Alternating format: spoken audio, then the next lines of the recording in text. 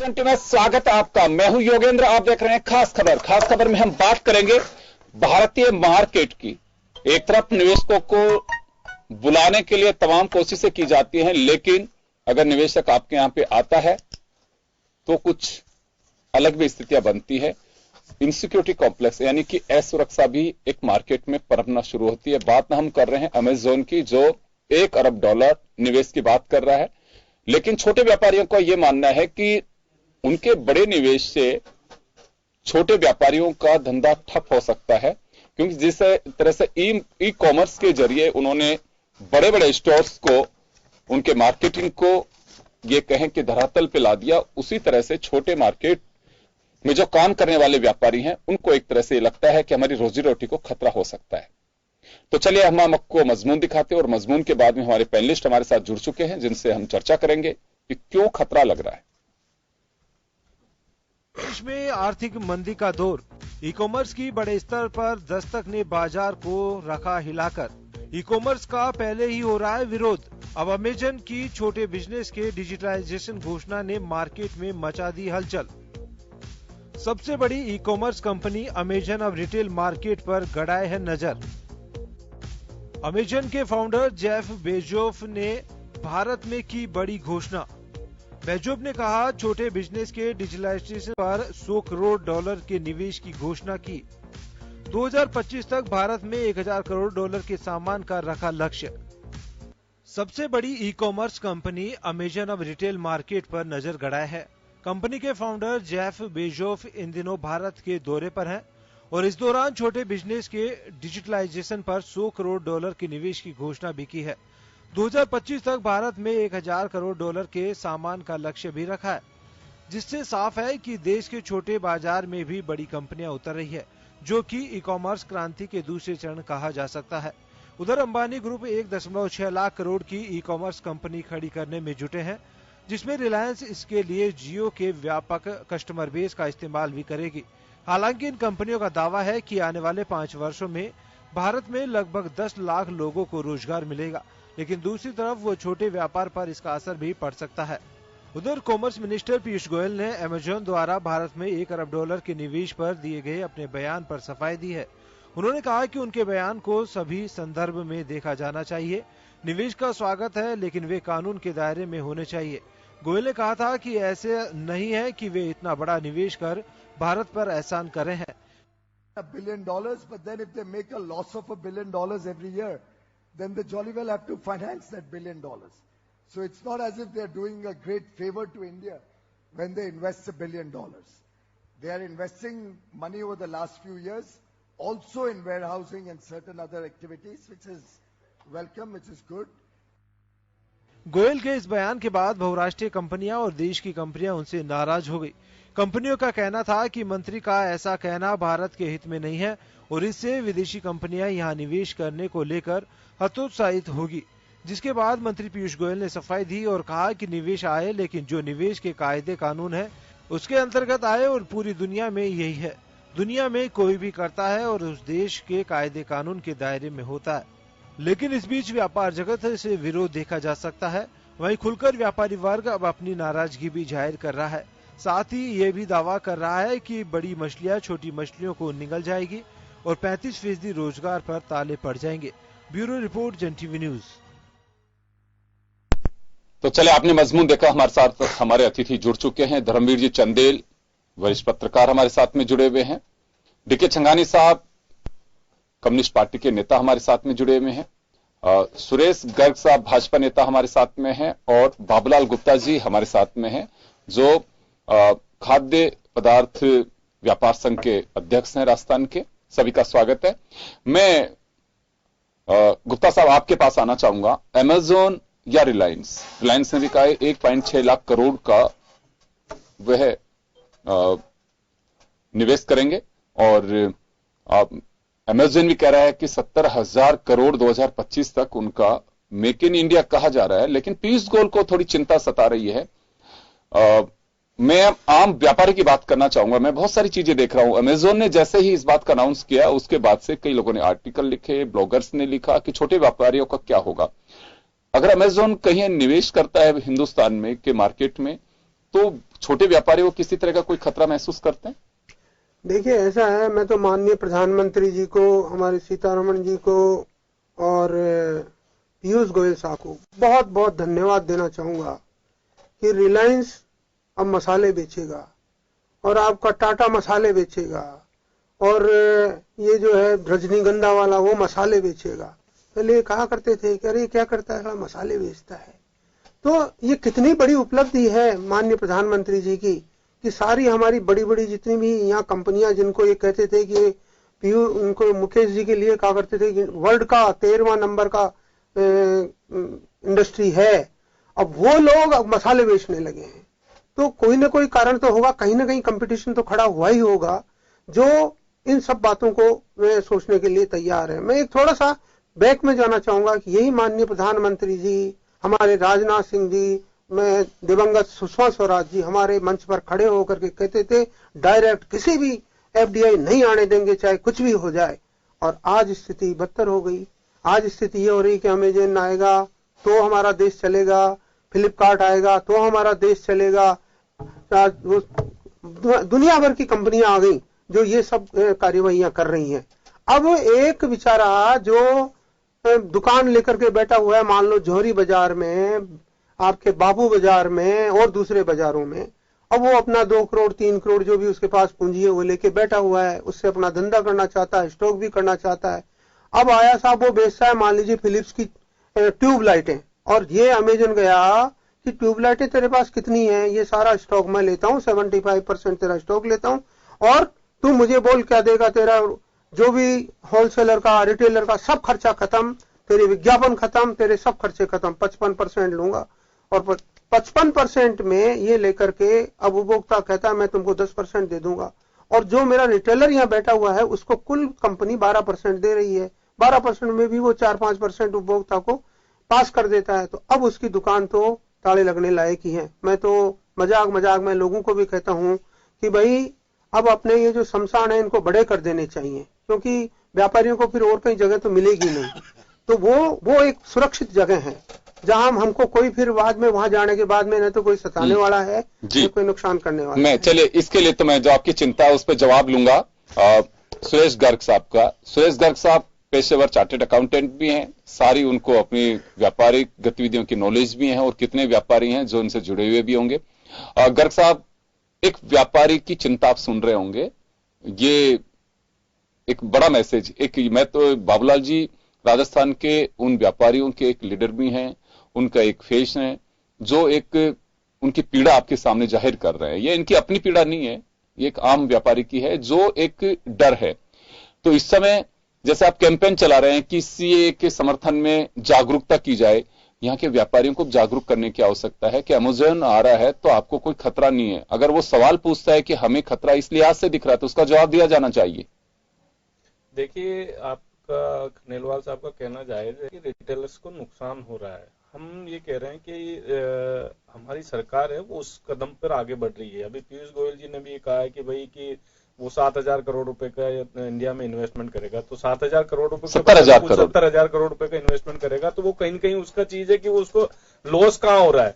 तो मैं कह रहा हूं कि रिटेलर्स के ऊपर अभी सेंट्रल गवर्नमेंट कमेटी बना रही है और उस कमेटी में वर्किंग कर रहे हैं कि रिटेलर्स को कहीं पे भी नुकसान न हो, क्योंकि जो ऑनलाइन पे होता है तो उनका जो मार्जिन होता है वो मार्जिन कम होता है, रिटेलर्स को जो एक कम मार्जिन होता है, और उनको क्योंकि वो हेवी बल्क में माल परचेज करते हैं तो उनको डिस्काउंट पे माल मिल जाता है, इस वजह से उनके पास में मार्जिन होता है और वो कम डिस्काउंट पे माल बेच देते हैं। तो अभी सेंट्रल गवर्नमेंट उस पर वर्किंग कर रही है। हमारी जो कॉमर्स मिनिस्ट्री है उसके अंदर जो हमारे जो कॉमर्स मिनिस्ट्री के जो सेक्रेटरी हैं वो उस पर वर्क कर रहे हैं कि भाई इसको रिटेलर्स को इससे नुकसान नहीं हो। अभी अमेजन आया है, अमेजन एक छोटी सी बात कहना चाहूंगा सर, अमेजन तो बहुत बात की बात है, अभी यहाँ पे डी मार्ट है, कितने ही और दूसरे वॉलमार्ट और कितनी चीजें आ चुकी हैं। आप इनमें आप ये देखिए सर सुरेश जी, आपके भी मुझे नहीं लगता है कि आपके परिवार में से भी कभी कोई वास्ता डी मार्ट या इनसे नहीं पड़ा होगा। निश्चित रूप से आम कस्टमर की धारणा होती है कि जिसको 2 रुपए सस्ता जहां से दाल मिलेगी, चावल मिलेंगे, मूंग बिस्किट मिलेगा, वो आदमी वहीं जाएगा। मैं मेरा उदाहरण देके कहता हूं, मेरे जैसे कितने लोग हैं जिस स्टोर से हम लोग खरीदते थे वहां के बिल में, एक महीने के बिल में और यहाँ के बिल में लगभग 1,300 रुपए का अंतर आता है। देखिए तो कोई भी आदमी सेविंग के लिए जाएगा तो कोई ऐसी पॉलिसी नहीं, अगर दाल की मार्केट में रेट है तो इतनी सस्ती दे करके कहीं ऐसा तो नहीं है कि एक बार के लिए उनको चौपट करने के लिए चलिए ग्राहक के अंदर एक आदत डाल रहे हैं कि हम सस्ती दे रहे हैं।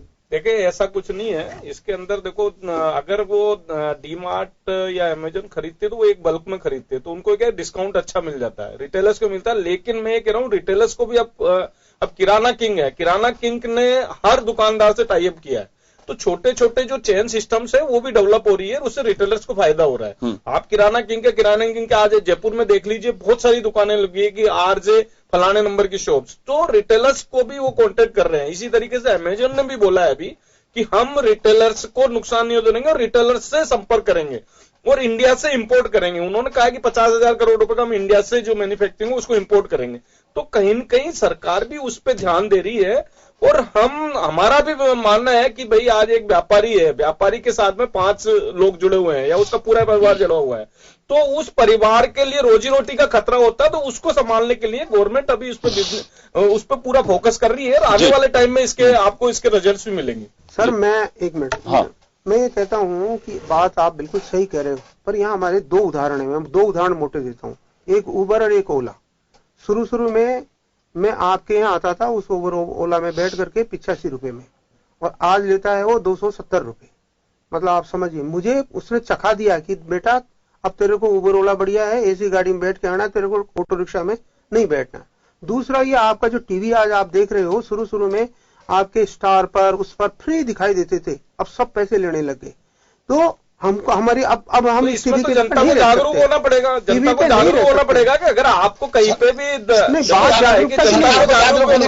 सरकार जागरूक हो रही है ना, सरकार इसमें सर कॉमर्स मिनिस्ट्री के जो सेक्रेटरी है वो उस पर वर्किंग चालू कर दी है, हमारे सेंट्रल गवर्नमेंट ने वर्किंग चालू कर दी है। आप पीयूष गोयल जी का स्टेटमेंट देख लीजिए ना, पीयूष गोयल जी ने कहा कि भाई कि अमेजन यहाँ पे पैसा इन्वेस्ट कर रहा है तो कोई ना कोई फायदे में है। तो इसलिए आप निश्चिंत रहिए, भारत सरकार है वो इस पर पूरे वर्किंग कर रही है और रिटेलर्स को कहीं पे भी नुकसान नहीं होने देगी। बहुत है, आराम के साथ आप जब तक रुक जाएगा। मैं कह रहा हूँ कि आने वाले टाइम में उसके रिजल्ट्स आ जाएंगे आपके पास में। गर्ग साहब 3 साल 4 साल हो गए, और जब से नोटबंदी हुई, जीएसटी आया, और धीरे धीरे कभी वॉलमार्ट, कभी मेट्रो, कभी इसने पांव पसारे, आम जितने भी व्यापारी हैं उनकी स्थितियां बिल्कुल खराब हो चुकी हैं। कई सारी सुसाइडें हुई हैं और निरंतर सुसाइड की ओर व्यापारी बढ़ रहा है। इस तथ्य को अपने को नकारना नहीं चाहिए। मैं बिल्कुल सहमत हूं आपसे कि माननीय पीयूष गोयल साहब भी इस पर वर्किंग कर रहे हैं, प्रधानमंत्री जी के भी आदेश है, ये बिल्कुल सही है, इसमें कोई दो राय नहीं है। परंतु इन सब के बावजूद भी हम अब इस स्थिति में आ गए हैं कि हमारा जो पैसा था वो तो हमने खा लिया, हम खा चुके हैं। आपका अगर जमा था सीए साहब मेरे पास में 20 लाख रुपए, तो मैं कहूंगा सीए साहब नमस्कार, मेरे पास तो 20 लाख नहीं है। ये पूरा बाजार आज कह चुका है। और आपके जयपुर के बाजार में खूब अच्छे अच्छे जो लोग थे, जिनके पास किसी के पास 500 करोड़ जमा थे, किसी के 700 करोड़ जमा थे, जिनको यूं कहा जाता था कि ये तो बिल्कुल हुंडी है, ये तो कहीं नहीं जाए, वो सब हाथ खड़े कर चुके हैं। ये क्यों किया है, ये क्यों हुआ, विश्वास कैसे खत्म हो गया, इसका खामियाजा छोटे व्यापारी को ही भुगतना पड़ेगा, दूसरा कोई भुगतने नहीं आएगा। मेरे स्कूलों को मैं आज विड्रा कर रहा हूं, आप जो भी पब्लिक स्कूल है कह रहा हूं भैया अपने उसमें जा, दूसरी जो भी छोटी स्कूल है उसमें चले जा। क्यों हो रहा है ये ऐसा? ये सारी बातें अंततोगत्वा आपके माध्यम से हमें वहां पहुंचानी ही पड़ेगी। बिल्कुल आपके माध्यम से और हम टीवी चैनल के माध्यम से और हमारी सरकार इस मैं आ रहा हूँ, सुरेश जी आ रहा हूँ मैं। हाँ छंगानी साहब की डर क्यों है? अगर पैसा आता है, सबका लक्ष्य ये होता है कि हमारे यहाँ पे निवेश आना चाहिए, निवेश आएगा, एम्प्लॉयमेंट के अवसर बढ़ेंगे, तो फिर डर किस बात का है? देखिए 2 बातें आपने कहा कि डर किस बात का है। पहली बात तो ये कि ये जो इंटरनेशनल ये कार्टल्स हैं, ये कार्टल्स बहुत बड़ी कंपनियां हैं, ये कोई होलसेल एक आध दुकान से नहीं खरीदेंगे। जैसे संतरे का अगर कोई मार्केट नागपुर में है तो पूरे व्यापारियों के साथ संतरे का संबंध करेंगे, वो पूरा का पूरा वो ले लेंगे उनसे, किसी को भी छोड़ेंगे नहीं। और रिटेल में आपको बेचने के लिए कुछ मिलेगा नहीं। टमाटर होंगे तो टमाटर के सारे खेत खरीदेंगे, वो चावल होगा तो चावल के पूरे खेत खरीद लेंगे। एक इंटरनेशनल कार्टेल की पूंजी एक राष्ट्र के टोटल जो नेशनल इनकम है उससे भी ज्यादा है। हम इसकी परिकल्पना नहीं कर सकती वो किस तादाद के अंदर में लेकर के आएंगे। और जो आप कहते हो एम्प्लॉयमेंट की बात, एक एम्प्लॉयमेंट के अंदर में जिस तरीके से वो लोगों को लगा रहे हैं, वो उससे ज्यादा जो अभी बाबूलाल जी ने बताया, दुकानों में जो अनएम्प्लॉयमेंट होगा उससे तो ज्यादा नहीं लगाएंगे वो। छोटे व्यापारी जिस तादाद के अंदर में बेकार हो जाएंगे उससे ज्यादा तो लगाएंगे नहीं, और लगाएंगे भी तो कैसे लोगों को लगाएंगे, जिनको मिनिमम वेज के आसपास लगाएंगे उनको। यानी मैं तो साला साहब बन गया, टाई पहना करके उनको खड़ा कर देंगे और उनको तनख्वाहें बहुत कम देंगे, क्योंकि बाजार के अंदर में उनके पास में और कोई काम धंधा नहीं, मजबूर होकर के उनको उस कम तनख्वाह के अंदर में काम करना पड़ेगा। आज आप चाहे तो रिलायंस वाले को पूछ लो, चाहे तो आप डी मार्ट वाले को पूछ लो, वो जो लड़कियां काम करती, लड़के काम करते हैं 10-10, 12-12 हजार के अंदर में काम करते हैं, तो आप उनको कहते हो कि उनको employment, they are all under employed. जिसको एम्प्लॉयमेंट आप कहते हो एम्प्लॉयमेंट नहीं है वो, तो ये बड़ी तादाद के अंदर में आएंगे। इसके जो स्पेशल कैरेक्टरिस्टिक है उसको मैं समझता हूँ ये सर्वाइव क्यों कर रहे हैं। सर्वाइव इसलिए कर रहे हैं कि एक मध्यम वर्ग के अंदर में ऊंचा तबका जो है वो जाएगा, भावताव करने की उनको कोई इच्छा नहीं है, वो जाएगा शौकिया जा करके वहां के ट्रॉली लेकर के जा करके और फटाफट सामान दे करके आ जाएगा, डालो एसी डालो उसको स्टोर है और स्टोर में करो। अब उनको ये चिंता नहीं है कि इसका बिल कितना बनेगा, और फट से कार्ड निकाल के दे देगा उसको और कार्ड में लेकर के आ जाएगा। एक बार अगर आदत पड़ गई तो उसके बाद में होगा। मैं जहां से लेता हूं सामान वो कहता है साहब व्यापार हमारे जो बिक्री आधी रह गई उसकी, और जो छोटे छोटे जो पहले लोग आते थे वो सारे के सारे आज डीमार्ट में जाकर के वहां से खरीदने लग गए। भुजिया जो बीकानेर का है बाजार के अंदर में अगर 150-200 का मिलता है तो वहां जाकर के आप 125-100 रुपए के अंदर में पैकेट आप लेकर के आ सकते हैं। तो इस तरह के जो उनको आदत पड़ गई है, कल को जाकर के बाबूलाल जी ने बिल्कुल ठीक कहा, एक बार जब आदत पड़ जाएगी तो मनमाने ढंग से खरीदेंगे। चिंता उनकी अगर है तो उनको अभी से करना चाहिए। भारतीय जनता पार्टी ने बहुत पहले कहा था कि विदेशी यहाँ पर पूंजी नहीं आनी चाहिए, स्वदेशी जागरण मंच बनाया, और अब वो रिटेल के अंदर में तो बिल्कुल विरोध करते थे कि रिटेल ट्रेड के अंदर में तो हम कभी भी उनको नहीं आने देंगे।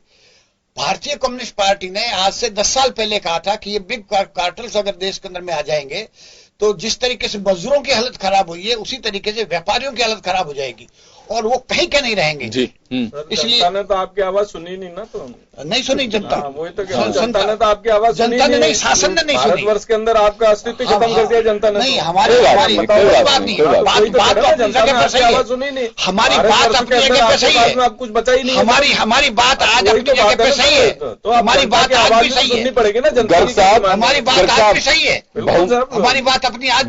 बहुमत किसी को भी मिलता है, इनकी जो चिंता है बहुमत निरंकुश नहीं बनाता है, बहुमत एक ऐसा सेवक बनाता है कि जो ये सोच के चले कि वास्तव में जो अपार समर्थन मिला है उन लोगों की कुछ अपेक्षाएं हैं। बिल्कुल साहब, मैं आऊंगा, मैं धर्मवीर जी के पास जाना चाहूंगा। मैं बहुमत तो मिला है कि अच्छे दिन आएंगे, बिल्कुल साहब, अच्छे दिन आएंगे, ये अच्छे वो मना नहीं कर रहे हैं, अभी मना क्या कर रहे हैं, अच्छे दिन के लिए मना नहीं कर रहे हैं, अच्छे दिन के लिए भी फोकस कर रहे हैं, अडानी के आएंगे, अंबानी के आएंगे, टाटा के आएंगे, बिरला के आएंगे, अच्छे दिन आए हुए। धर्मवीर जी, एक बार मैं धर्मवीर जी के पास जाना चाहूंगा। धर्मवीर जी, एक ऐसा माहौल बना हुआ है, इसे क्रिएट किया गया है या फिर वास्तव में कुछ सच्चाई है कि आम व्यापारी थोड़ा डरा हुआ है, जिस तरह से ये बिजनेस टाइकून आ रहे हैं और ये कहा जा रहा है, क्योंकि कुछ जगह पे असर दिख रहा है इसका। छोटे छोटे जो स्टोर बने हुए हैं उनके पास में कोई बड़ा स्टोर इस तरह का आ रहा है कि सारी चीजें वहां पे भी मिल रही हैं। जैसे एक चिंता जाहिर की बाबूलाल जी ने, छंगानी साहब ने, क्या वास्तव में एक जायज चिंता है या फिर ये कहें कि एक सगुफा है ये? अभी देखिए, हिंदुस्तान में अमेजन का जो आगमन हुआ वो 2012 में हुआ। हम 2013 देखें तो उसमें अमेजन ने मोबाइल बेचे, कुछ पुस्तकें बेची, उसका आगाज हुआ अमेजन का हिंदुस्तान में 2012 में। 2013 में पुस्तकें बेची, कुछ मोबाइल बेचे, उसके बाद निरंतर आगे बढ़ते हुए आज अमेजन की ऐसी स्थिति है कि हमें कपड़े भी चाहिए तो अमेजन से चाहिए, बूट चाहिए, जूते चाहिए, खाने का सामान चाहिए, सब कुछ अमेजन पर उपलब्ध है। तो ऐसे में जो छोटे व्यापारी थे, जो एक चेन सिस्टम हुआ करते थे हिंदुस्तान में नहीं पूरी दुनिया में, उस चेन सिस्टम को कहीं ना कहीं आघात लगा है। अभी जो अमेजन के फाउंडर सीएमडी हिंदुस्तान में आए, बेजोस जी, उन्होंने घोषणा की कि हम 5 साल में 10 लाख लोगों को रोजगार देंगे। उनका एक कथन स्वागत योग्य है, लेकिन यह 10 लाख लोगों को रोजगार उन लोगों की कुर्बानी पे नहीं होना चाहिए जो छोटे व्यापारी हैं। वो पूरी पूंजी का आधार है। यदि उन लोगों को कुर्बान करके 10 लाख लोगों को रोजगार दिया गया, छोटे तो व्यापारी के साथ गुमास्ते और अंदर काम करने वाले लोग, दुकानों में काम करने वाले, मैं मानता हूं कि उससे देश की अर्थव्यवस्था कहीं ना कहीं डामाडोल हो जाएगी, बिगड़ जाएगी। आज हम देखते हैं कि अमेजन ने हिंदुस्तान में प्रत्यक्ष निवेश नहीं किया, अब वो प्रत्यक्ष निवेश की ओर आगे बढ़ रहा है। इससे मुझे लगता है कि हालात बड़े भयावह हो जाएंगे, जैसा कि प्रतिध्वनियां हमारे मध्य में आ रही हैं। तो ऐसे में सरकार को ये देखना चाहिए कि पूंजी निवेश हो रहा है, अच्छी बात है, लेकिन उसमें कहीं हमारे हितों के साथ कुठाराघात नहीं हो, हमारे हितों के साथ टकराव नहीं हो। हमारा जो व्यापारी जो गांव, मेरा एक सवाल है यहाँ पे धर्मवीर जी, मेरा एक सवाल है, क्योंकि आप पत्रकार हैं, मैं इस वजह से आपसे जानना चाह रहा हूं। पीयूष गोयल साहब का जो स्टेटमेंट है एक दिन पहले, जब मैं देख रहा था तो खुद मैं चौंकाने वाला एक स्टेटमेंट मुझे लगा कि अगर अमेजोन अगर इंडिया में निवेश कर रहा है तो कोई एहसान नहीं कर रहे हैं, और निवेश कुछ शर्तों के साथ में होना चाहिए। यानी कि उनको भी फिक्र है कि चार्टेड अकाउंटेंट है, वो जानते हैं बहुत बारीकी से, ऐसा नहीं है कि इतने पढ़े लिखे हैं। ये एक पॉलिटिकल स्टेटमेंट माने इसको, या फिर ये कहें कि एक पीड़ा जो या भविष्य की जो चीजें दिखाई दे रही हैं वो मान के चले इसे? देखिए, भारत आज से ही नहीं बल्कि जब ईस्ट इंडिया कंपनी हिंदुस्तान में आई थी उस समय बड़े व्यापार के रूप में, बड़े उपभोक्ता के रूप में नजर हिंदुस्तान आया करता था। जब इंग्लैंड की ईस्ट इंडिया कंपनी ने भारत में पैर पसारे थे तो यहाँ सेवा के लिए नहीं आई थी, वो यहाँ व्यापार की दृष्टि से आई थी। उसको पता था कि हिंदुस्तान में बड़ी आबादी है। आज फिर अमेजन भी हिंदुस्तान में एक बड़े उपभोक्ता समूह को देखकर उसको निगाह में रखकर हिंदुस्तान में आ रहा है। रही बात केंद्रीय वित्त मंत्री जी ने जो कहा है, उन्होंने अपने बयान को बदला है। उनको लगा होगा कि निश्चित रूप से यदि हमने उन शर्तों पर समझौता कर लिया तो हमारा जो घरेलू उद्योग धंधे हैं, जो हमारा व्यापार है, जो खुदरा का व्यापार है, वो चौपट हो जाएगा। और यदि वित्त मंत्री ने कहा है तो मैं उनके कदम का स्वागत करूंगा, अभिनंदन करूंगा, क्योंकि आप समझौता कीजिए, देश के हितों के लिए समझौते होने चाहिए, पूंजी निवेश आना चाहिए, लेकिन देश की जो उद्योग धंधे हैं उनकी कुर्बानी देकर यदि कोई निवेश आता है तो वो देश हित के लिए मैं नहीं मानूंगा। मैं स्वदेशी समर्थक व्यक्ति हूं। मैं मानता हूं कि हमने वस्तु विनिमय से भारत की यात्रा शुरू हुई है और वस्तु विनिमय के बाद आज हम अमेजन के दौर में पहुंचे हैं, लेकिन कहीं ना कहीं हमें उन लोगों का भी ध्यान रखना चाहिए, उन परिवारों का भी ध्यान रखना चाहिए, उन मजदूरों का भी ध्यान रखना चाहिए जिनकी रोजी रोटी उस छोटी सी दुकान से चलती है। यदि इतनी बड़ी कार्रवाई से छोटी दुकान को हाथ पहुंचता है तो मैं मानूंगा कि कहीं ना कहीं सरकार की अनदेखी से संभव हो पाएगा। लेकिन केंद्रीय मंत्री ने जो बयान दिया है, जिस प्रकार कॉमर्स मंत्रालय में इस पर बहस छिड़ी है और ये विचार किया जा रहा है कि किस प्रकार हमारे उद्योग धंधों को तबाही के कगार से बचाया जाए, किस प्रकार हमारे छोटे खुदरा व्यापारियों को बचाया जाए, यदि उनकी मंशा पवित्र रहती है और उस दिशा में सही कार्य करते हैं तो मुझे लगेगा कि हिंदुस्तान में निवेश भी आएगा और हमारे छोटे कारोबारियों को अहित भी नहीं होगा। जी हाँ, कुछ कह रहे हैं आप? ऐसा है कि सबसे बड़ा नुकसान अगर किसी को होगा तो ये मीडियम एंड स्मॉल इंडस्ट्री जो है उनको होगा। अगर आप देखो, आप तो नोटबंदी के बाद में और जीएसटी आने के बाद में अगर सबसे ज्यादा कारखाने बंद हुए तो इंडिया में उसी श्रेणी के बंद हुए हैं, उनका उत्पादन बंद हो गया। बावजूद उसके कि सरकार ने बहुत सारे साधन लगाए, मेक इन इंडिया, ये वो इंडिया वो इंडिया करने के बाद में भी बैंकों से आप पूछो तो उन तमाम लोगों ने जो पैसा लिया, चाहे वो किसी के नाम से लिया, वो वापस नहीं जा रहा है, कारण कि वो अपने उस उद्योग को फैला करके और बिक्री के स्तर पर ले जाने के अंदर में वो सफल नहीं हो पाए हैं। तो अगर आप पूरी दृष्टि से देखो आप तो अनएम्प्लॉयमेंट जो औद्योगिक क्षेत्र के अंदर में है, यही कारण है कि देश के अंदर में जो उद्योग की उत्पादन की गति है वो दिन पर दिन धीरे हो रही है और देश के अंदर में बेकारी की जो बाढ़ आ रही है इसकी वजह से आ रही है। और ऐसी स्थिति में अगर इनको आपने फुल छूट दे दी इनको तो और भी ज्यादा स्थिति भयावह होगी। और हम जो 5 ट्रिलियन की जो बात करते हैं वो तो 5 ट्रिलियन तो क्या हम पीछे खसक करके रह जाएंगे।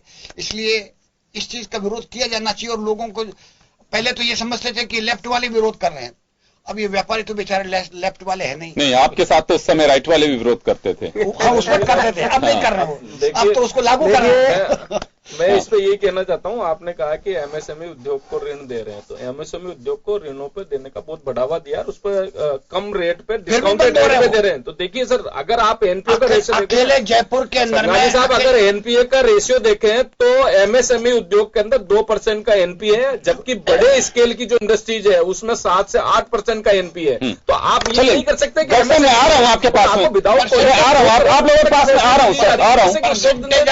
पैसे में मत देखिए, देखो पैसे से देखना पड़ेगा, आपको ये चीज मानना पड़ेगा कि 39,000 यहाँ फैक्ट्रियां थी। आप ये देखना पड़ेगा कि आपको एमएसएमई में कितना एमएसएमई हो रहा है, 39,000 पड़ेगा ना। चलिए छंगानी साहब चर्चा जारी रखेंगे, छंगानी साहब चर्चा जारी रखेंगे। यहाँ एक छोटे से ब्रेक को ले रहे हैं, ब्रेक के बाद हम वापस लौटेंगे।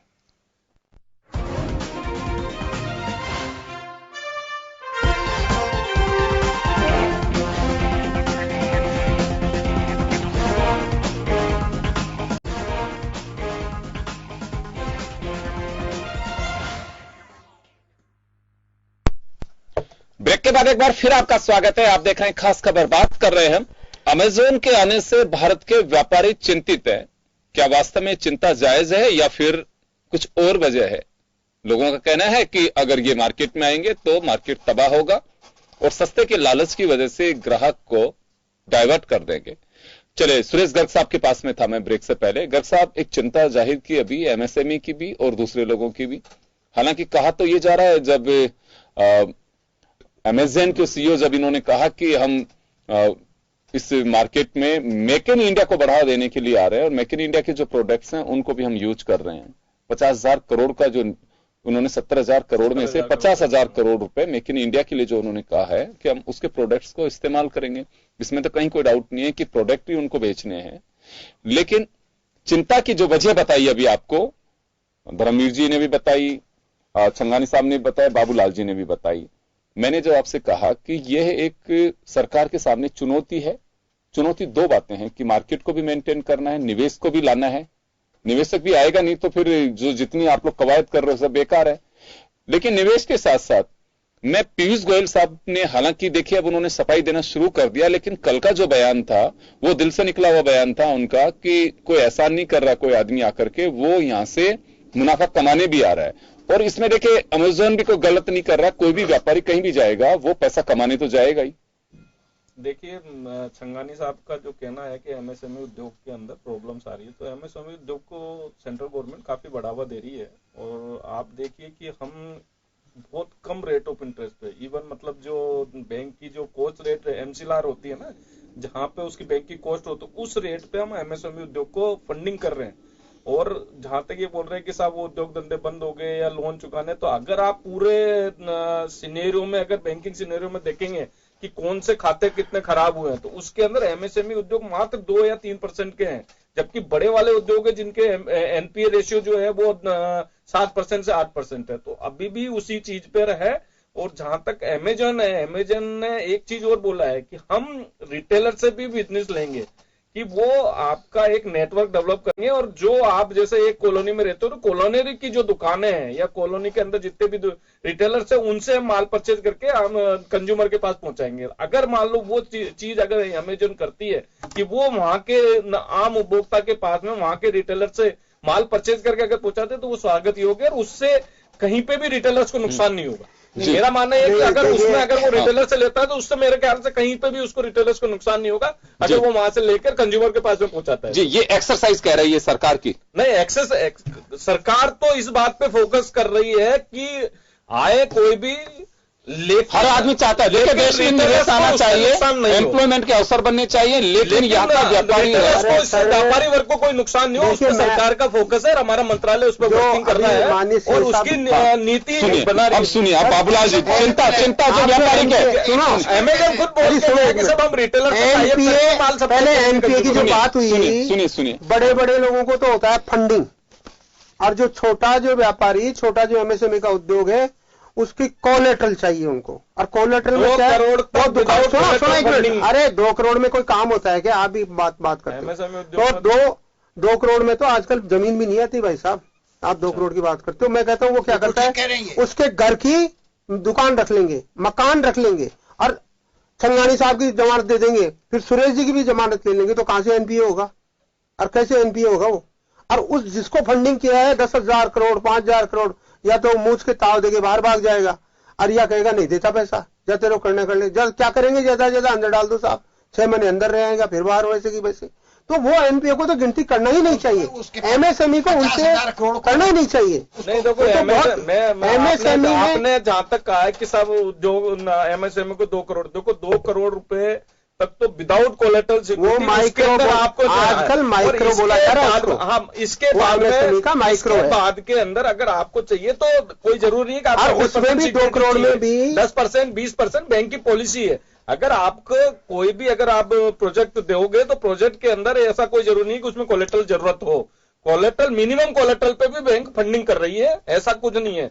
और आप ये कह रहे हो कि साहब एनपीए क्यों कम है, तो एनपीए तो देखो एक रिटेलर साहब रिसर्च करवा लो, आप रिसर्च करवा लो, कोई भी बैंक पैसा देने के लिए तैयार नहीं है। बैंक अभी खाली कानून बनाने से मैं साहब कानून बनाने से कंप्लेन करिए ना, कंप्लेन करिए ना, किसको कंप्लेन करो, को कंप्लेन करिए ना, पीएमओ की साइट अवेलेबल है उसके अंदर कंप्लेन करिए ना, अगर बैंक आपको फंडिंग नहीं कर रही है। मैंने तो 10 कंप्लेन लोकपाल अभी तक जवाब आया नहीं, लोकपाल उस पर कंप्लेन करिए। मैं कह रहा हूँ वित्त मंत्री को कंप्लेन का जवाब नहीं है। ऐसा नहीं है कि बैंक भी वो तो हो चुकी है। ऐसा वातावरण बन गया है कि बैंक वाले कहते हैं कि हम पैसा देने को तैयार है, वो व्यापारी आज लेने के लिए तैयार नहीं है, कारण कि उसकी टर्म्स एंड कंडीशन ऐसी बना दी गई है। जैसे मैं आपको टर्म्स एंड कंडीशन पहले से इजी है मार्केट में। देखो आप रिटेलर्स को रिटेलर अपनी इज्जत के लिए बराबर उसको आप कहते हो कि जो वही बराबर होती है, ये कारण उसका है कि वो इज्जत के लिए डरता है बेचारा, और जाके बराबर टाइम टू टाइम अपना इंस्टॉलमेंट देता है उसको। पर जो बड़े हमको नहीं तो सीए साहब भी धमकी मार देते हैं। नहीं तो उद्योगपति है, वो कहते हैं हमारा क्या कर लोगे तुम। सर उद्योगपति के लिए एनसीएलटी आ चुकी है, और एनसीएलटी आने के बाद मैं आपको बता देता हूँ, जब से एनसीएलटी आई है 9,600 केसेज एनसीएलटी के अंदर लगे, और आदमी डर एनसीएलटी कॉर्पोरेट डर की मारी 3,600 एप्लीकेशन ऐसी कि एप्लीकेशन लगते ही उसने रीपेमेंट कर दिया।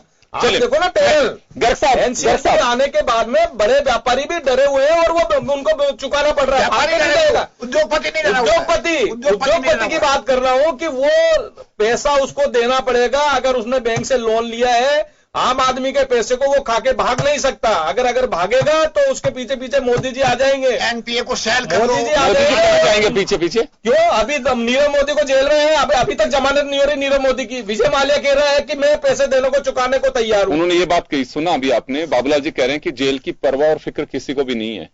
कैसे नहीं है सर, देखो इज्जत होगी तो डेफिनेटली होगी, ऐसा नहीं है। वो तो आराम से जाके वहाँ गड्ढे पे सोता है, ऐसा नहीं है कि मोबाइल से बात करता है, उसको भी डर है कि मेरी इज्जत है, वो पैसा देगा। अगर एनसीएलटी उसको रिकवरी करेगी, उसका मोदी जी ने कहा डेवलप होगा, एनसीएलटी कंपनी चेंज हो जाती है। आप लोगों के पास वापस आ रहा हूं मैं, धर्मवीर जी के पास जाना चाहूंगा। धर्मवीर जी, कुछ चिंताएं आपके सामने आ रही हैं, सुन रहे होंगे।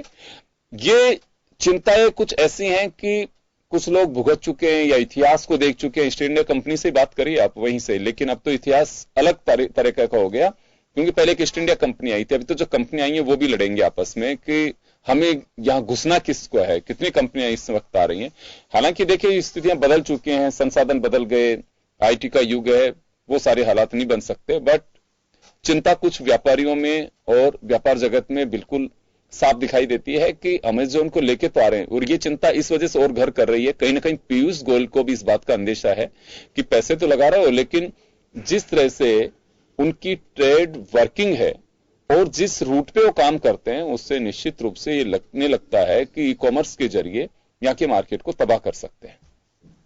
नहीं, बिल्कुल सही कहा आपने कि पीयूष गोयल जी ने अध्ययन करके जो वक्तव्य दिया है उसकी चहुओर प्रशंसा हुई है कि छोटे लोगों का, छोटे उद्यमियों का, छोटे विक्रेताओं का भी ध्यान रखा जाना चाहिए। जैसा कि गर्ग साहब ने बताया कि अमेजन ने दावा किया है कि जो हम अब जो निवेश करने के बाद जो व्यापार करेंगे उसमें जो स्थानीय स्तर पर वस्तु एवं सेवाएं तैयार होती हैं उनका उपयोग करेंगे। लेकिन मेरा मानना है कि जब तक अमेजन बनारस की साड़ी, अलीगढ़ के ताले, आगरे का पेठा, जयपुर के घेवर फेणी, बीकानेर की नमकीन, मथुरा के पेड़े, मध्य प्रदेश की कोसा की साड़ी इत्यादि स्थानीय वस्तुओं का व्यापार नहीं करेगा, तब तक जो हमारा छोटा कुटीर उद्योग धंधे वाला है, जो छोटा व्यापारी है, उसको राहत नहीं मिलेगी। स्वामी विवेकानंद जी ने एक बहुत अच्छी बात कही है। उन्होंने कहा है कि देश तब तक आगे नहीं बढ़ेगा जब तक हम स्वदेशी का प्रयोग नहीं करेंगे, जब तक हम हमारे यहाँ निर्मित वस्तुओं का अधिक से अधिक उत्पादन और वितरण नहीं करेंगे। वो एक बात और कहते हैं कि देश तब तक आगे नहीं बढ़ेगा जब तक वो मोची की दुकान से, किसान के खेत व खलियान से, मजदूर के कुदाल से, लोहार की चिमनी से, पूंजीपति की तिजोरी से, जब तक चौंगोर से लोग आगे नहीं आएंगे तब तक देश आगे नहीं बढ़ेगा। तो ऐसे में मेरा मानना है कि अमेजन के साथ समझौता हो, अच्छी बात है, विकास होना चाहिए, लेकिन विकास के साथ कुछ पाबंदियां भी होनी चाहिए, ताकि जो हमारा छोटा उद्योग धंधा जो चला रहा है, जो भारत की पहचान रही है, वो बना रहे। मैं एक बात और ये कहना चाहूंगा कि 2008 में दुनिया में आर्थिक मंदी आई थी। उस आर्थिक मंदी ने जो देश अपने आप को ये कहते थे कि हम पूंजीवाद के सबसे बड़े पैरोकार हैं, पूंजीवाद के जो अगुआ देश थे अमेरिका, उसने भी घुटने टेक दिए थे, लेकिन हिंदुस्तान की रफ्तार जो की त्यों बनी रही। इसमें जो दो बातें मेरे सामने आई, उनमें एक तो हिंदुस्तानियों की बचत करने की प्रवृत्ति, और दूसरी जो हमारा कुटीर उद्योग धंधा था, जो हमारा लाइफ एंड स्टाइल था, जो हमारा लर्निंग ऑफ स्टाइल और लाइफ एंड स्टाइल था, उसके बलबूते हम उस आर्थिक मंदी की चपेट में आने से बच पाए। लेकिन आज देखते हैं जिस प्रकार जो ऑनलाइन व्यापार शुरू हुआ है, इस ऑनलाइन व्यापार, हमारी संस्कृति में ऑनलाइन व्यापार नहीं है, लेकिन हम 21वीं सदी के आज 30वें दशक में प्रवेश करने वाले हैं। तो ऐसे में ऑनलाइन भी हो सकता है कि हमारे जीवन के लिए जरूरी हो, लेकिन इस ऑनलाइन के व्यापार के कारण कई ऐसी चेन है जो टूटने के कगार पर पहुंच गई है।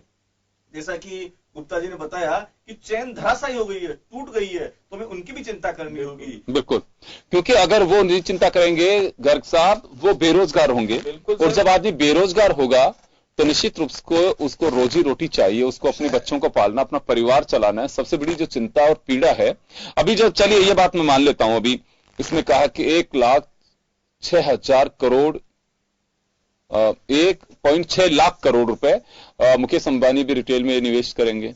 अभी जैसे बताया कि चलिए धनिया, मिर्ची, हल्दी सब बेचेंगे, ठीक है। अब ये दोनों मिला के कह रहे हैं 10 लाख लोगों को रोजगार मिलेगा। ओनली ये तो अमेजन बोल रहा है कि 10 लाख लोगों को रोजगार 2025 तक, 2025 तक नहीं, 5 साल के अंदर अमेजन ने बोला है कि 10 लाख 25 तक 2025 तक मैं वही कह रहा हूं, 5 साल के अंदर। और इसी तरीके से मैं वही कह रहा हूं कि 2025 तक करेगा 10 लाख लोगों को अमेजोन रोजगार देगा, ये बात कहा जा रहा है। मैं अब आप, ये तो एक मेरी मतलब जो मैं बात आपको करा रहा हूं कि ये फैक्ट है। बाबूलाल जी चिंता बताएंगे अब। बाबूलाल जी 10 लाख लोगों को, हाँ, उसके पहले मैं छोटी सी बात कह दूं एक में कि देखिए, पूंजीवाद का एक मोटा सिद्धांत है कि बड़ी मछली छोटी मछली को खाती है, और जब आप पूंजीवादी अर्थव्यवस्था की ओर बढ़ते रहेंगे तो निश्चित रूप से बड़ा व्यापारी जो है वो छोटे व्यापारी को खत्म कर देगा जी। लेकिन एक बात मैं कहना चाहूंगा संगानी साहब, यहाँ पे देखिए 1995 में जब ओपन मार्केट कर दिया गया, उदारीकरण का दौर शुरू हुआ, तो देखिए ये दौर तो चलना था, आप उससे बच नहीं सकते थे। हमें तो उन संभावनाओं पे गौर करना चाहिए था। देखिए पड़ोसी बिल्डिंग बना रहा है, वो अपनी नींव खोद रहा है, हमारी बिल्डिंग को खतरा हो सकता है, लेकिन ये तो हमें सचेत रहने का, वो तो बिल्डिंग बनाएगा कि उसका राइट है। अब जब पूरे उसमें उदारीकरण का युग है साहब, सब हो गया, तो हमें या सरकार को ये तो इसमें किस तरह से हम बाहर निकल सकते हैं, कैसे उसको फेस कर सकते हैं। आप उससे बच नहीं सकते, ये आदत में हमारी में। अगर किसी ने भी किया, आज ये देखिए अगर कोई भी जा रहे हैं, चलिए आप कहेंगे कि नहीं छोटे व्यापारी हम तो चलिए बिस्किट का पैकेट इसी से खरीद लेंगे, लेकिन बच्चे देखते हैं मोबाइल पे कि अच्छा डीमार्ट में इतने का मिल रहा है, ये तो हाँ बिल्कुल, मैं वही कह रहा हूं। आप उससे बच नहीं सकते, आप उससे बच नहीं सकते, लेकिन संभावित खतरों से कैसे बचा जा सकता है, व्यापारी कैसे को लेकर के बात कर रहे हैं आज आप। मैं बताऊंगा, छत्तीसगढ़ के आदिवासी इलाकों में चले जाओ, आज भी वहां पे बार्टर सिस्टम है। तौलिया बनाने वाला अलग आता है, गेहूं लेने वाला अलग आता है, सब्जी लेने वाला अलग आता है, वो सारे आते हैं अदला बदली करके। आज भी वहां के बाजार के अंदर में सिस्टम चालू है। तो फिर आप बहुत सारी जगह ऐसी। चलिए मैं बाबूलाल जी के पास में जा रहा था, मैं कुछ चीजें क्लियर करना चाहता हूं। बाबूलाल जी, एक तो सबसे बड़ी बात यह है कि मैं ये राज पूछना चाहता हूं, इसमें तो कोई डाउट नहीं है, चाहे अमेजोन आए, चाहे फ्लिपकार्ट आए, चाहे कोई भी आए, देखिए पैसे कमाने आता है। अगर हमारे यहाँ कभी मुकेश अंबानी जी अगर यूएस में या यूके में जाएंगे तो पैसे कमाने जाएंगे, चैरिटी करने कोई नहीं जाता। लेकिन ये जो सस्ता माल उपलब्ध कराते हैं वो जो ग्राहक को अपनी ओर आकर्षित करते हैं, बहुत ज्यादा विज्ञापन नहीं होते इनके, लेकिन सब कुछ चलता है, ये राज क्या है? देखिए मैं आपको बताऊं कि ये तो सही है, मतलब व्यापार का तो एक कायदा है। हाँ। व्यापार अगर व्यापारी करेगा तो 2 पैसे कमाने के लिए करेगा, वो चाहे बाहर का हो, अमेजन हो, चाहे यहाँ का बैठा हुआ बाबूलाल गुप्ता हो, कोई भी 2 पैसे कमाने के लिए व्यापार होता है। अब रही बात ये कि आपके पास में कितने सोर्सेज हैं। जैसे मैं आप एक उदाहरण देता हूं कि एनसीडीएक्स आप सबने देखा होगा, 5 लोग हैं पूरे गोल्ड को कंट्रोल कर लेते हैं, 10 लोग हैं पूरे फूड के मार्केट को कंट्रोल कर लेते हैं। पैसा लगाया और मार्केट यूं ऊंचा, अरे भाई कहां से तो पैदावार हो गई, अभी बारिश ही नहीं हुई और पैदावार का फ्लड हो रहा है, साहब मंदी आ रही, अरे कहां से आ गई, पैदा ही नहीं हुई जो चीज। तो ये जो सिस्टम चलता है ना, ये सिस्टम पूरे सिस्टम को फिर बहुत बार इस पे आवाज उठ चुकी है कि इसको बंद होना चाहिए, वायदा कारोबार जब तक बंद नहीं होगा नहीं हो रहा, क्योंकि वो ऐसे लोगों के पास चला गया, कॉकस बन चुका है इसका। डॉक्टर साहब मुझे बहुत अच्छे से ध्यान है, आप ही की पार्टी से आरपी विजय साहब थे, बाबूलाल जी थे, जब इलेक्शन होने वाले थे तो ये बात कही गई थी कि गवर्नमेंट को मोदी साहब से उम्मीद है कि वायदा कारोबार को बंद करना चाहिए। तो कहा गया था कि बीजेपी खुद की डिमांड है कि वायदा कारोबार तो बंद होना चाहिए, लेकिन मुझे लगता है कि गौर नहीं कर रहे, या तो कोई ऐसा सिस्टम है कि सरकारें कुछ नहीं कर सकती उसमें। नया सिस्टम डेवलप करना पड़ेगा कि भाई इससे आम नहीं, जो सिस्टम है जो, लेकिन लोग आत्महत्या करने को मजबूर हो रहे हैं, आत्महत्या हो जाती है। एक वर्चुअल दुनिया है ये, वर्चुअल ट्रेड है ये, इसमें आपके पास में एक्चुअल मार्केट में माल ही नहीं है। जो इसमें ट्रेडिंग कर रहा है उसको भी सचेत होना पड़ेगा कि भाई मैं जो काम कर रहा हूँ तो उसमें आपको देखो एक्सपर्ट तो होना पड़ेगा। आज नई नई टेक्नोलॉजी आ गई है, उस टेक्नोलॉजी का ज्ञान होना भी जरूरी है। अरे मैं बताऊं तो आपको, बिना ज्ञान के अगर आप उसमें वायदा कारोबार शुरू में क्या हुआ था, शुरू में ये था कि और व्यापारी क्या होता है कि लालच में आ जाता है। कई बार क्या है कि एनसीडीएक्स वाले या डब्बा जिसे डब्बा कहते हैं तो लोग लालच में करेगा तो मैं तो कह रहा हूँ इमीडिएटली प्रॉफिट आए। हाँ कि तुरंत प्रॉफिट के चक्कर में वो उस बिजनेस में चला जाता है, जबकि उसको न प्रॉफिट न होकर उसमें लॉस में चला जाता है। व्यापारी को कारण है कि क्यों हो जाता है, समझना पड़ेगा कि भाई इसमें नहीं है तो वो दूर रहे। नहीं लॉस, और देखिए लॉस क्यों होता है, मैं बता रहा हूँ, होती जा रही है, नई नई टेक्नोलॉजी से उसे कोई लेना देना नहीं है, सीधा सीधा सट्टा है। और 5 आदमी उसको करके मैंने अगर मान लो 5,000 करोड़ में मेरी सारी मंडियां खरीद में आ जाए और 5,000 करोड़ रुपए आदमी लगा करके बैठे हैं, वो कहता अच्छा ठीक है खरीद लो, ये खरीद लो, ये खरीद लो, माल भर गया। अब वो बेचना चालू कर दिया तो मार्केट को प्लस कर दिया। जो लोग उनके चक्कर में 1000 बोरी लेके बैठ गया, 500 बोरी लेके बैठ गया, वो खत्म हो गया। तो ये क्या है कि ये जो सट्टा है, इस सट्टे को हमने रेगुलराइज कर दिया। और ये अगर सट्टे का प्रभाव अब अमेजन लेकर के आ जाता है या आपके फ्लिपकार्ट लेके आ जाता है, या समझ लीजिए मैं तो आपके बाबा रामदेव को भी कहूंगा, अब आपके इनको रिलायंस वालों को भी कहूंगा कि ये जो हमारी जो छोटी इंडस्ट्रीज है, छोटा व्यापारी है, जो उस पर अगर ये तबके को इस तरह से प्रेशराइज करते हैं तो सब खत्म होता चला जाता है। फिर कहां से आएंगी? अगर आपने आज समझ लीजिए, कल समझ लीजिए, मैं ये कहता हूं अगर कॉटेज इंडस्ट्री को, अगर आपकी मिनी जो इंडस्ट्रीज है उसको अगर आपने खत्म कर दिया तो आपकी इकोनॉमी धराशायी होने में देर नहीं लगेगी। अगर क्योंकि सबसे बड़ा रोजगार वही है। आज आपकी मैं कह रहा था कि 40,000 हमारे यहाँ फैक्ट्रियां थी, बंद होकर के आ गई 22,000 पे। आज 22,000 श्वास लेने के लिए तड़प रही है कि कैसे ऑक्सीजन दें। गवर्नमेंट ने मेरे ख्याल से भी, मेरे को परसों कोई बता रहा था कि साहब अब नहीं अगर कोई इंडस्ट्री लगाए तो उसको जमीन में भी कुछ सब्सिडी दे देंगे, और सुनो 1 मिनट, और वो क्या दे देंगे, वो एग्रीकल्चर पे कोई लाइसेंस नहीं मांगना पड़ेगा, ये नहीं करना पड़ेगा, हम SGST में 75% दे देंगे, और फिर आप मंडी टैक्स को बिल्कुल माफ कर देंगे, और बिजली है उस बिजली में भी हम ड्यूटी माफ कर देंगे। अरे भाई तुम तो सब कुछ माफ कर दोगे, पर इसको खड़ा तो रहने दो जो पीछे वाला है, जिसको जो तेल मिल, दाल मिल, आटा मिल आपकी जो लगा के बैठा हुआ है, और जो एक इंडस्ट्री आपकी 600 लोगों को रोजगार दे रही है, उसको कुछ तो दो सहायता। तो ये बात न तो पीयूष गोयल जी के साथ भी मेरी मीटिंग हुई थी, न तो वो सुनने के लिए तैयार हैं, और न प्रधानमंत्री जी हमारे जो लेटर आते हैं उनको पढ़ने के लिए तैयार हैं। अगर इनको जिंदा नहीं रखा, अगर ये धराशायी हो गई तो मान के चलिए भले ही कितना भी कर लें, कोई भी अमेजन आ जाए, कोई भी आ जाए, अरे यार उपभोक्ता है, ये कंज्यूमर है, कंज्यूमर को आज आगे के क्यों 15 दिन का माल क्यों खरीदने लग गए भाई? अच्छे लोग मोदी के जाएंगे 15 दिन का खरीदेंगे भाई, हम तो नहीं खरीदेंगे 1 महीने का। क्यों भाई? ऐसा क्या हो गया? पैसा नहीं है, जेब से पैसा खत्म हो चुका। पैसा उसको डर लगता है कि देख अब मैंने अगर कहीं खर्च कर दिया तो आगे आने वाला मैं क्या करूंगा। वो दादी नानी का पैसा था वो भी खत्म हुआ। जो हमारी जेब में था। अब वो पहले दादी कहती थी बेटा चिंता मत कर, शादी करनी है छोरी की, ले ये ले, देख पर मैं वापिस लूंगी, अब वो भी खत्म हो गया। तो ये जो हमारी व्यवस्थाएं हुई हैं, इन व्यवस्थाओं को तत्काल समय से पहचान लेना चाहिए और बढ़िया व्यवस्था के आधार पे आ जाना चाहिए। नहीं तो भाई इसका तो भयावह है परिणाम। भले ही अमेजन आ जाए, अमेजन की और कोई दादा आ जाए, वॉलमार्ट आ जाए, ये आ जाए, ये सब कमाने आएंगे। विदेशी आपको कभी भी कोई राहत देने के लिए नहीं आता, वो अपना पैसा कमाएगा, अपने विदेश में लेके जाएगा। भले ही वो कुछ भी कह दे कि मैं रोजगार दूंगा, अरे तू 10 लाख को रोजगार देगा, 10 करोड़ का रोजगार छीनेगा। आज 10 करोड़ आदमी पूरे उसमें व्यापार में छोटे छोटे में लगे हुए हैं, 10 करोड़ कम नहीं है। सुन रहे हो सर? नहीं, 9 करोड़ 90 लाख की चिंता करिए आप। नहीं, बिल्कुल आप इसी पे हमारी सरकार पूरी वर्किंग कर रही है। मिनिस्ट्री, कॉमर्स मिनिस्ट्री के अंदर डिपार्टमेंट पूरा इस पे वर्किंग कर रही है कि रिटेलर्स को उस पर कोई भी किसी भी तरीके का नुकसान नहीं होना चाहिए। क्योंकि अभी आप इस चीज को तो मानो ना कि अभी अमेजन ने ये भी बोला है कि हम रिटेलर से सामान परचेज करेंगे, मतलब जिस एरिया के अंदर आपको माल सप्लाई हो रहा है, तो उसी एरिया के अंदर जो भी दुकानदार होगा उस दुकानदार से हम माल परचेज करके उसको सप्लाई करेंगे। अगर वो उसी एरिया से अगर ये चीज करता है तो मेरे ख्याल से रिटेलर्स को कहीं पे भी नुकसान नहीं होगा। उस दुकानदार से परचेज करके बेचेगा तो फिर आदमी जो ग्राहक है वो दुकानदार से क्यों नहीं ले लेंगे? नहीं, उसको होम डिलीवरी हो रही है ना साहब। आजकल जब नई टेक्नोलॉजी आ गई है, नई टेक्नोलॉजी के अंदर बच्चा अगर घर पे बैठा बैठा ऑनलाइन अगर मान लो अपना अप्लाई करके माल मंगवाता है और अमेजन से मंगाए चाहे दुकानदार से मार्केट से खरीद करके और अभी साहब आप तो ये देखो ना कि जगह जगह आप किराना किंग है, किराना किंग के अंदर जयपुर में कितने सारे स्टोर आ गए, तो ये रिटेलर्स को फायदा देने के लिए और किराना किंग किराना किंग चलेगा सर। किराना किंग भी देखिए मैं बताऊं आपको, किराना किंग तो देखो करना पड़ेगा और बिजनेस का सिस्टम होता है।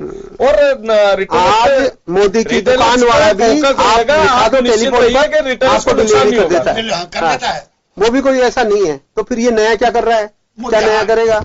जी गर साहब, मेरा अपना सप्लायर है, मैं उनको लिखवा के आता हूँ, शाम तक घर पहुंचा देता हूँ। गर साहब चिंता जो जरूरत क्या फिर अमेजन से लेने की, जब अगर आपको अगर सप्लायर से वहां से मिल जाती है तो सस्ता देगा ना साहब, 20% वो सस्ता देगा। कंपटीशन का जमाना है, कंपटीशन के अंदर जो कंज्यूमर तो उसी के पास जाएगा जहाँ पे सस्ता मिलेगा। तो मैं कह रहा हूँ छोटे दुकानदार नहीं होगा।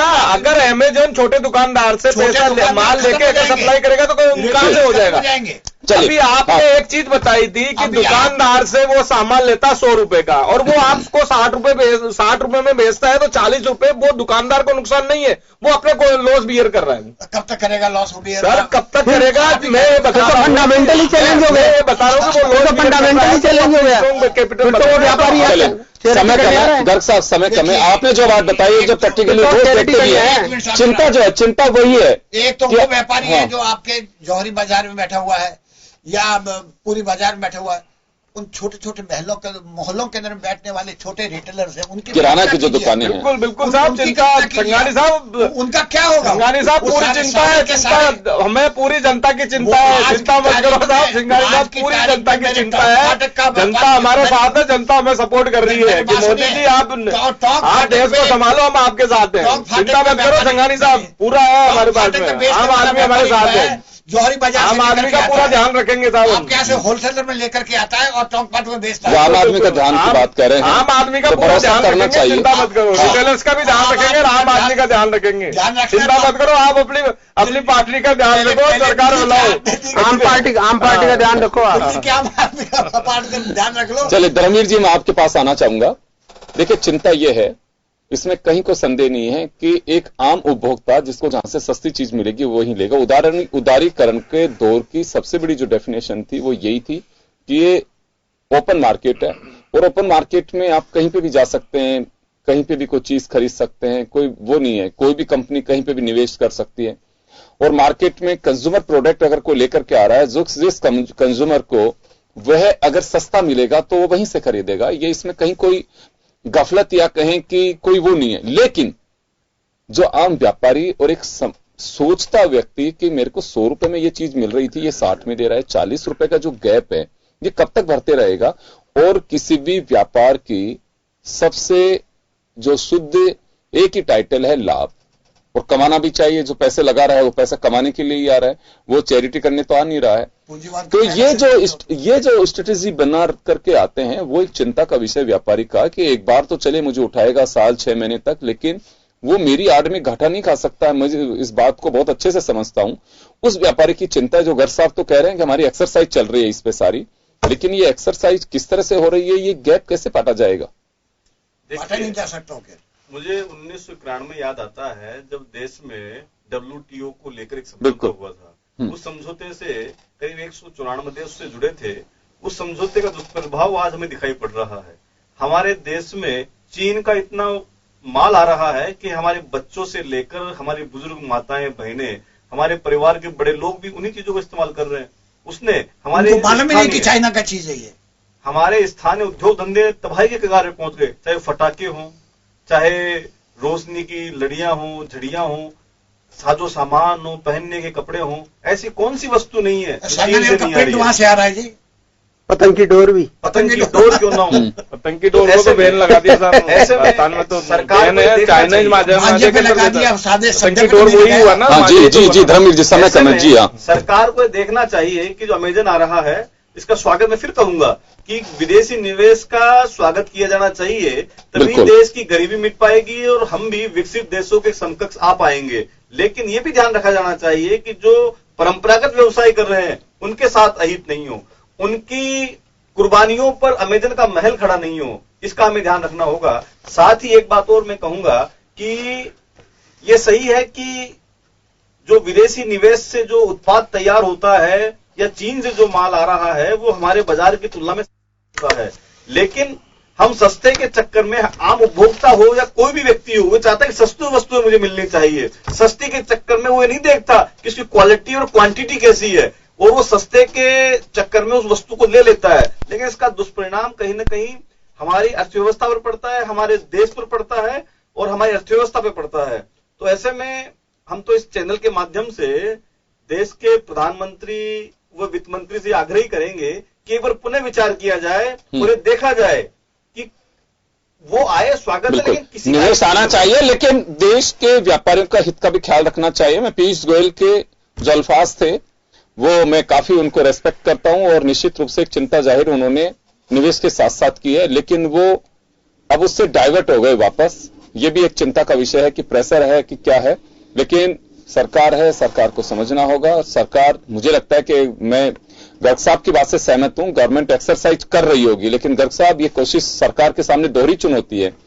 निवेश आना चाहिए, इसमें कोई डाउट नहीं है। आज जिस कंट्री में निवेश ज्यादा जाता है या आप एक्सपोर्ट करते हो, ये आपकी सफलता ट्रेड की है कि हाँ आपका व्यापारी कितने मजबूत और अपने प्रोडक्ट्स को बेच रहा।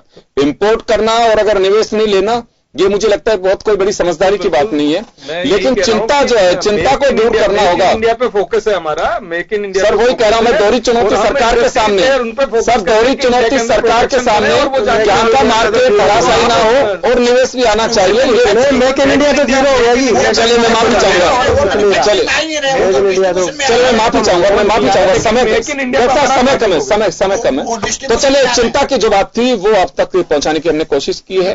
निवेश आना चाहिए, लेकिन यहां के व्यापारियों के हितों का, यहां के आमजन की चिंताओं का भी ख्याल होना चाहिए और मुझे लगता है कि सरकार उस पर गौर करेगी। लेकिन फिलहाल चिंता जो है वो दुरुस्त कैसे की जा सकती है, एक आम व्यापारी को भरोसे में लेने की भी जरूरत है। बहुत बहुत शुक्रिया आप सभी का।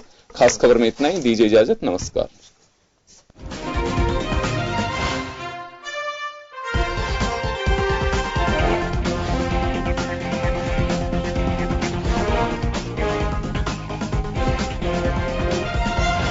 जन टीवी की लेटेस्ट अपडेट पाने के लिए हमारे चैनल को जरूर सब्सक्राइब करें और नोटिफिकेशन पाने के लिए बेल आइकॉन दबाएं।